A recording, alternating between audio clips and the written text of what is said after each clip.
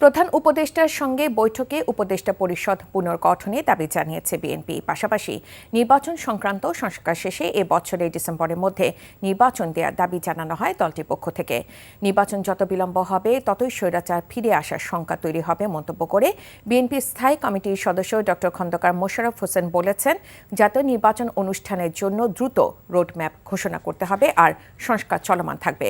তবে নির্বাচনে কোনো সময়সীমা বেঁধে দেয়নি জামায়াতে ইসলামী। বৈঠক করেছেন এনসিপি নেতারাও। রিপোর্টে আরও জানাচ্ছেন ফাহাদ মোহাম্মদ। বিদ্যমান রাজনৈতিক পরিস্থিতি নিয়ে আলোচনা করতে প্রধান উপদেষ্টার আমন্ত্রণে শনিবার সন্ধ্যায় রাষ্ট্রীয় অতিথি ভবন যমুনায় যান বিএনপি স্থায়ী কমিটির সদস্য ডক্টর খন্দকার মোশাররফ হোসেনের নেতৃত্বে বিএনপির প্রতিনিধি দল। প্রধান উপদেষ্টার সাথে বৈঠকে অংশ নেন দলটির স্থায়ী কমিটির সদস্য ডক্টর আব্দুল মঈন খান, আমির খসরু মাহমুদ চৌধুরী এবং সালাউদ্দিন আহমেদ। ঘণ্টাখানেক বৈঠক শেষে ডক্টর খন্দকার মোশাররফ হোসেন সাংবাদিকদের জানান, ডিসেম্বরের মধ্যে জাতীয় সংসদ নির্বাচন আয়োজনের রোডম্যাপ চেয়েছে বিএনপি। পাশাপাশি একটি সুষ্ঠু ও নিরপেক্ষ নির্বাচনের পরিবেশ বজায় রাখার স্বার্থে উপদেষ্টা পরিষদ থেকে বিতর্কিত সদস্যদের বাদ দিয়ে উপদেষ্টা পরিষদ পুনর্গঠনের দাবি জানানো হয়। সুষ্ঠু, নিরপেক্ষ ও অবাধ নির্বাচন অনুষ্ঠানের উদ্দেশ্যে সরকারের নিরপেক্ষতা বজায় রাখার স্বার্থে বিতর্কিত উপদেষ্টাদের বাদ দিয়ে উপদেষ্টা পরিষদ পুনর্গঠনের জন্য আমরা দাবি জানিয়েছি। নির্বাচন সংশ্লিষ্ট সংস্কার কার্যক্রম অবিলম্বে সম্পন্ন করে ডিসেম্বরের মধ্যে জাতীয় সংসদ নির্বাচন অনুষ্ঠানের জন্য দ্রুত প্রদানের দাবি আমরা জানিয়েছি। বিএনপির পর প্রধান উপদেষ্টার সাথে বৈঠক করতে যমুনায় প্রবেশ করেন জামায়াতের আমির ডাক্তার শফিকুর রহমানের নেতৃত্বে দলটির নায়েবে আমির সৈয়দ আবদুল্লাহ মোহাম্মদ তাহের। প্রায় আধা ঘন্টা বৈঠক শেষে জামায়াতের আমির সাংবাদিকদের জানান, নির্বাচনে কোনো সময়সীমা বেঁধে দেয়নি জামাত। সংস্কার শেষ হলে ফেব্রুয়ারি বা আরও সময় প্রয়োজন হলে রোজার পরে নির্বাচন আয়োজন করা যেতে পারে। আমরা কোনো সময় বেঁধে দেইনি, আমরা কমফোর্টেবল দুইটা টাইম আপনাদের মাধ্যমে এই জাতিকে জানিয়েছি। যদি সংস্কার শেষ হয়ে যায় তাহলে ফেব্রুয়ারির মধ্যভাগে এটা হতে পারে, আর যদি সংস্কারের ভিতরে শেষ না হয় আর একটু সময় লাগে, এরপরেই যেহেতু রোজা শুরু হয়ে যাবে, রোজার পর হতে হবে, তারপরে এটাকে টেনে লম্বা করলে কোনো সুষ্ঠু নির্বাচন করা সম্ভব হবে না।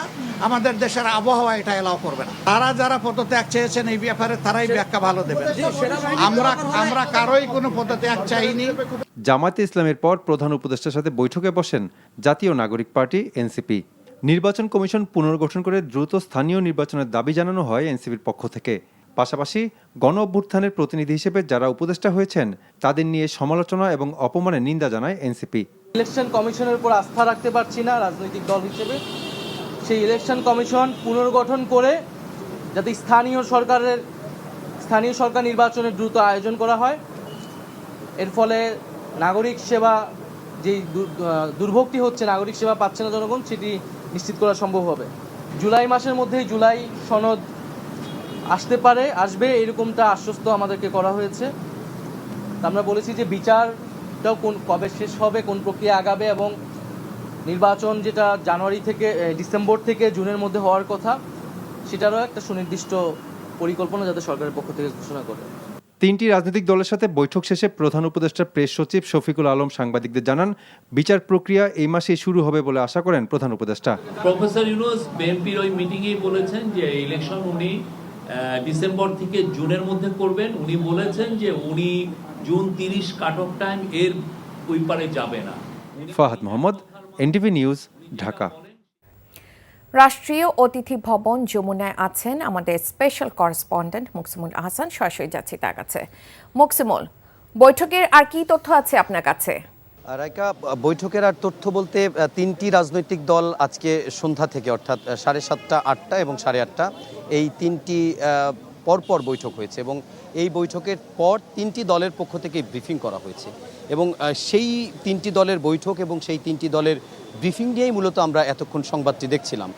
এবং এই তিনটি দলের বৈঠকের পর প্রধান উপদেষ্টার প্রেস উইং থেকে প্রধান উপদেষ্টার প্রেস সচিব শফিকুল আলম তিনি আজকে কিছুক্ষণ আগে একটি ব্রিফিং করেছেন এবং তিনি তার ব্রিফিংয়ে যে কথাগুলো বলেছেন মূলত সেগুলোকেই একটু নতুন তথ্য বলা যেতে পারে।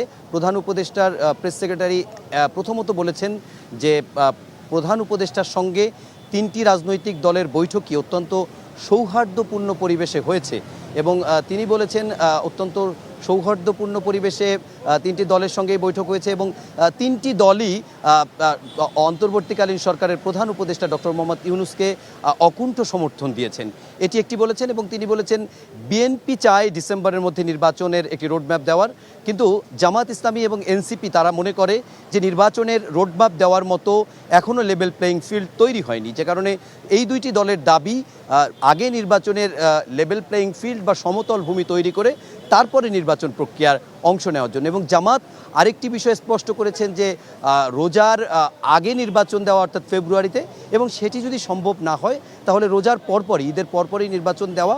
কিন্তু এনসিপি এখানে বেশ কিছু দাবি জানিয়েছেন, তার ভিতরে তারা অন্যতম যে দাবি জানিয়েছেন সেটি হচ্ছে জুলাই গণহত্যার বিচার এবং যারা আহত এবং শহীদ পরিবার আছে তাদের পুনর্বাসন, এবং জুলাইয়ের মধ্যেই একটি তারা জুলাই ঘোষণাপত্র সেটিরও দাবি জানিয়েছেন। এবং এ সকল দাবিগুলো নিয়েই মূলত প্রধান উপদেষ্টা তাদের সঙ্গে কথা বলেছেন, সেটি শফিকুল আলম জানিয়েছেন। এবং প্রধান উপদেষ্টার প্রেস সেক্রেটারি আরও বলেছেন যে তিনটি রাজনৈতিক দলই তাদের বক্তব্যগুলো দিয়েছেন, কিন্তু এর পরিপ্রেক্ষিতে বক্তব্যের ওই ধরনের জবাব কিংবা এরকম কোনো ব্যাখ্যা দেওয়া হয় নাই। আগামীকালকেও প্রধান উপদেষ্টা আরও কয়েকটি রাজনৈতিক দলের সঙ্গে বৈঠক করবেন এবং সেই বৈঠকেও তিনি তাদের বক্তব্য শুনবেন এবং এই সামগ্রিক বক্তব্যগুলো শোনার পরে তারপর হয়তো কোনো বক্তব্য দিতে পারেন। কেননা প্রধান উপদেষ্টার প্রেস সেক্রেটারি আরও একটি বিষয় জানিয়েছেন যে তিনটি রাজনৈতিক দলের সঙ্গে প্রধান উপদেষ্টার এই বৈঠকে দুটি বৈঠকে আসিফ মাহমুদ সজীব ভুঁইয়া তিনি ছিলেন স্থানীয় সরকার উপদেষ্টা, এবং তিনটি বৈঠকেই জাতীয় ঐকমত্য কমিশনের সহসভাপতি এবং সংবিধান ব্যবস্থা সংস্কার কমিশনের যিনি প্রধান অধ্যাপক আলী রিয়াজ তিনি উপস্থিত ছিলেন।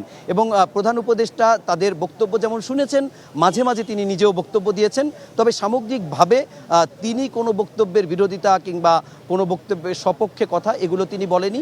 তবে সব মিলিয়ে এক বাক্যে বলতে গেলে তিনটি রাজনৈতিক দলেরই যে বক্তব্য তার ভেতরে অনেক বেশি নতুনত্ব আমরা দেখিনি।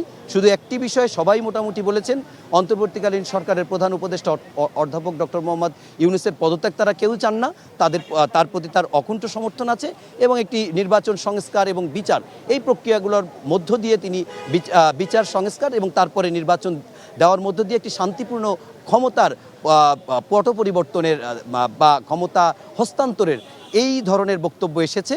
এই ছিল মোটামুটি প্রধান উপদেষ্টার বাসভবন রাষ্ট্রীয় অতিথি ভবন যমুনার সামনে থেকে প্রধান উপদেষ্টা যে তিনটি রাজনৈতিক দলের সঙ্গে আলোচনা করেছেন তার পরিপ্রেক্ষিতে সবশেষ খবর। রায়কা, জানছিলাম প্রধান উপদেষ্টার সঙ্গে রাজনৈতিক দলগুলোর বৈঠকের খবর। এই ঈদে জামা জুতো অ্যাক্সেসরিজের ডিসকাউন্ট